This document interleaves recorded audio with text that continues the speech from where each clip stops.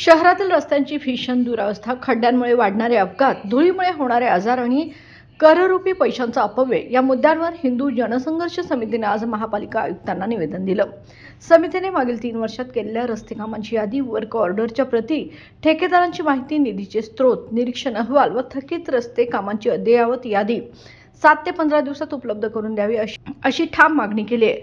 अन्यथा माहिती अधिकार कायदा 2005 अंतर्गत माहिती मागून लोकायुक्त, एसीबी, ग्राहक मंच, न्यायालय व जन आंदोलनाचा मार्ग अवलंब केला जाईल असा इशारा समितीने दिलाय.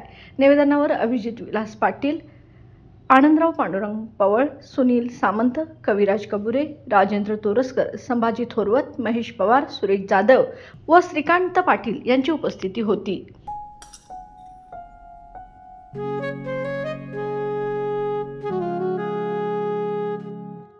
बाबा, आज येताना बासुंदी घेऊन या ना. अगं, कालच आपण आईचा वाढदिवस होता म्हणून आणली होती ना. ऐकलं, गोकुळची बासुंदी पुन्हा खावीशी वाटतेय. खरं सांगू, मलाही खावीशी वाटतेय.